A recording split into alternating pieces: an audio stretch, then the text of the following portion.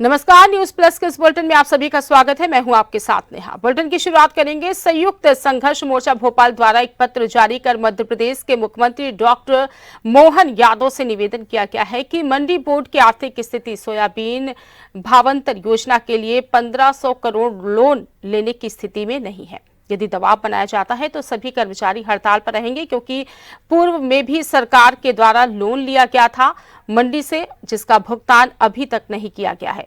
वहीं पूर्व में भार झेल रही मंडी बोर्ड अतिरिक्त भार झेलने के लिए सक्षम नहीं है, अन्यथा देश की बाकी सरकारी संस्थाओं की तरह मंडी बोर्ड भी बिकने की कगार पर आ जाएगी। इसके विरोध में आज सभी कर्मचारियों द्वारा काली पट्टी बांधकर विरोध प्रदर्शन किया गया।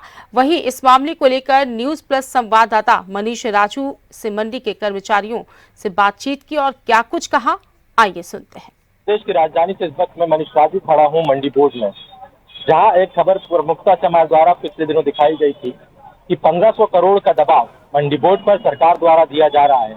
इस वक्त मंडी बोर्ड में हम आपको बता सकते हैं कि जितने भी व्यापारी हैं वो माल लेने आते हैं और लेके जाते हैं। उनके ऊपर जो लाभ प्राप्त होता है मंडी से, उसी से मंडी बोर्ड का पूरा कार्यकाल चलता है। मगर देखा जाए तो भावांतर योजना जो किसानों के लिए सरकार द्वारा निकाली गई है, उसका जो भार है वो मंडी बोर्ड पर डाला जा रहा है, जिसके विरोध में मंडी बोर्ड का कहना है कि योजना सरकार की है तो उसका जो भुगतान है वो भी सरकार को करना होगा। पूर्व में भी सरकार द्वारा मंडी बोर्ड से कई बार लोन लिया गया है, मगर उसका कोई भी भुगतान अभी तक उनको प्राप्त नहीं हुआ, जिसके विरोध में मंडी बोर्ड द्वारा काली पट्टी बांधकर इस पूरे काम का विरोध किया जा रहा है। भावांतर योजना का स्वागत करता है मंडी बोर्ड, तो किसानों के लिए काफी लाभदायक योजना है, मगर उसका जो भार है कहीं ना कहीं सरकार को स्वयं उसको व्यय करना होगा। अगर सरकार इसका व्यय नहीं करती है तो मंडी बोर्ड किसी भी प्रकार से लोन नहीं लेगा। मंडी बोर्ड का कहना है कि स्वयं खुद उनके कर्मचारियों को वेतन देने में वो अभी असफल और असमर्थ नजर आ रहे हैं। ऊपर से 1500 करोड़ के लोन का भार किस प्रकार मंडी बोर्ड झेलेगा। आइए हम बात करते हैं मंडी के कुछ अधिकारियों से कि किस प्रकार से वो इस पूरे विरोध को कर रहे हैं और पूरे विरोध में किस प्रकार से वो सरकार का विरोध करते नजर आ रहे हैं। सर, क्या रहे इस बार आपका? मैं मोहम्मद असलम खान, क्रांति उपाध्यक्ष, संयुक्त कल्याण महासंघ।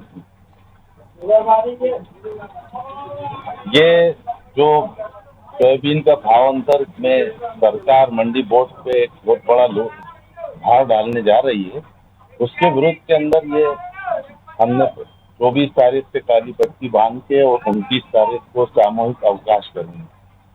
259 मंडियों में अभी 70 मंडियां ऐसी हैं जिसमें पेंशन तक नहीं मिल पा रही है कर्मचारी को।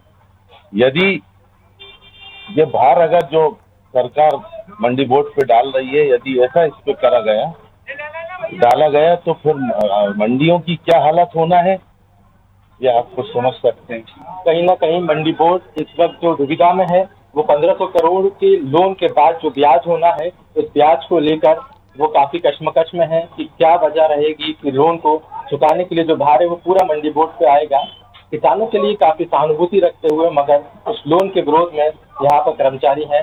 आगे और बात करेंगे। सर, आपका परिचय?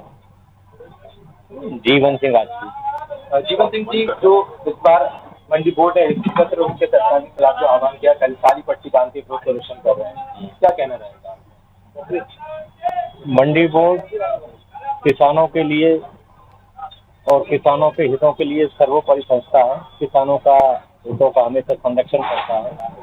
जो मंडी बोर्ड से कर्ज लेकर किसान भुगतान की राशि दी जा रही है, मंडी बोर्ड के पास इतना धन नहीं है कि दूसरों को दे सके। यदि देंगे तो मंडी बोर्ड पर संकट आ जाएगा, उनको वेतन भत्तों को कर्मचारियों को दिक्कत आ जाएगी। मंडी बोर्ड एक बीच का माध्यम है, अगर इस माध्यम को ही खत्म कर दिया जाए तो सीधे सीधे व्यापारियों के हाथों में किसानों की जान को सौंप दिया जाएगा।